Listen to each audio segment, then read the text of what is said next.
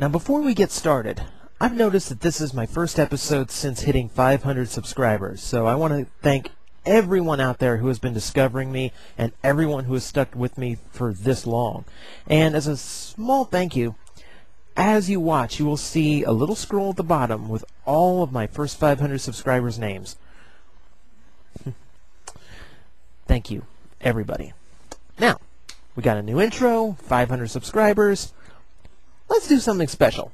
So tonight we're looking at Titanium Soundwave, who transforms into a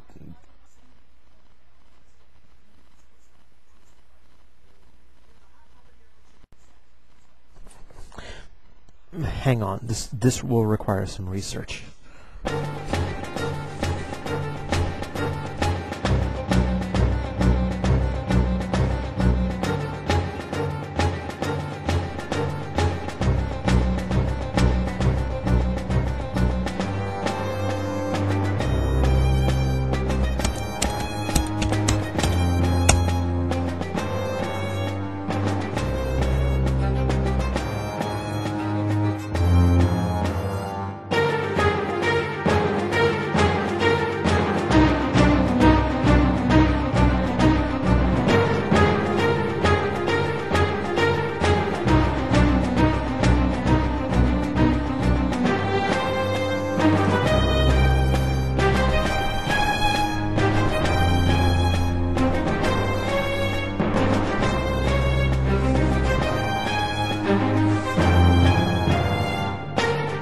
What the f*** are you?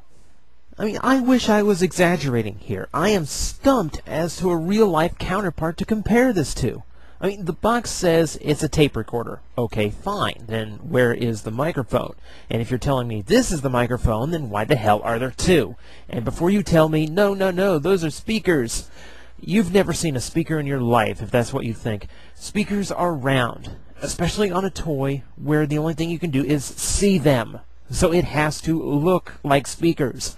The only thing telling me that this is an audio device are the buttons on the bottom and this thing on the side, which I suppose is a molded-in volume knob, though they really didn't show any proof of that. It's not painted and there's no volume mark anywhere on it.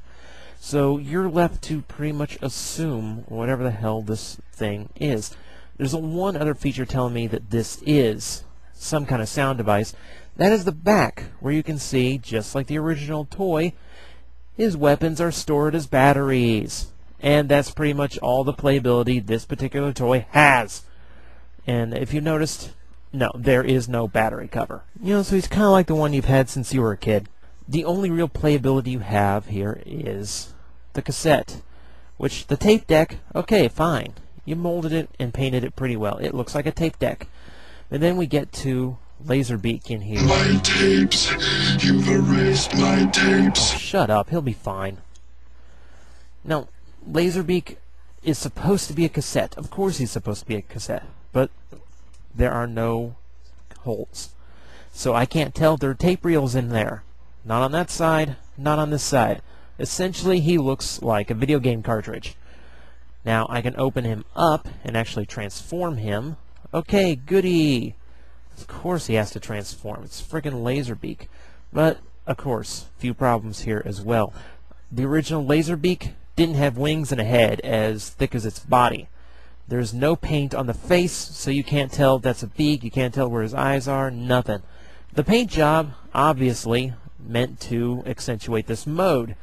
Except it's kind of ruined by the huge-ass hole in his back. Now, this is usually the part where I say, well, you know, the toy is really bad, but he comes with this really cool minifigure that makes him worth it.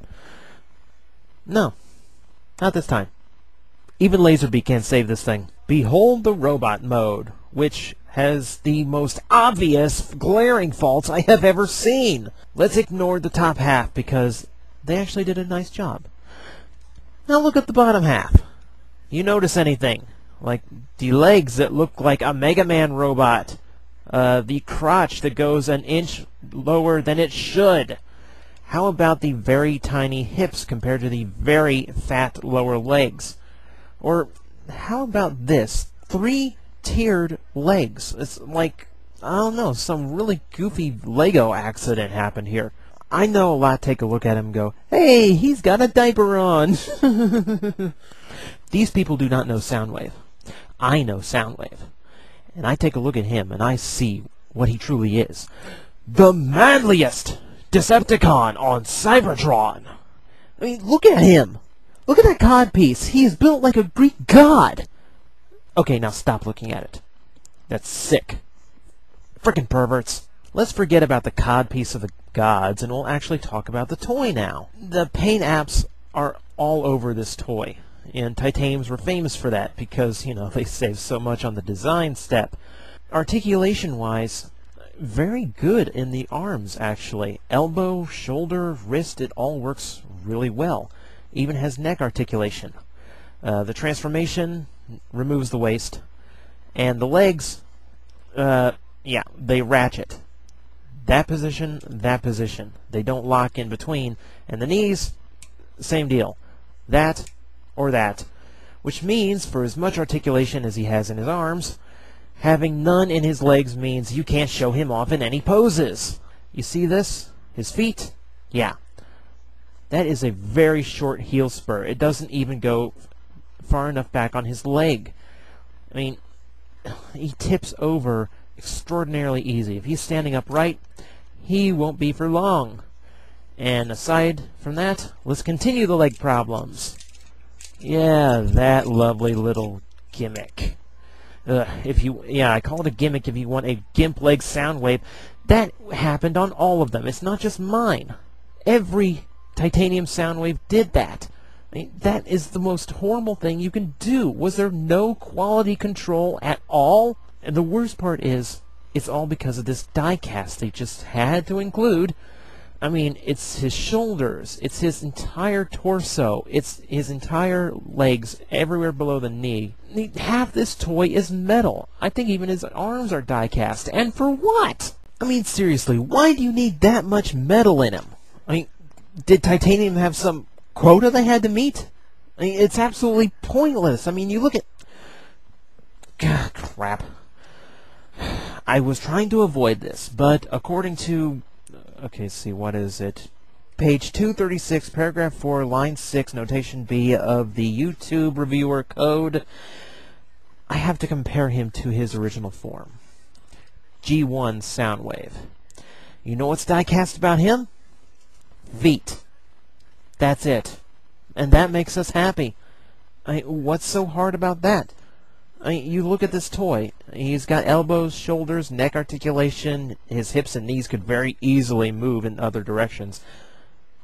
There is nothing wrong with this toy, even for its day and age.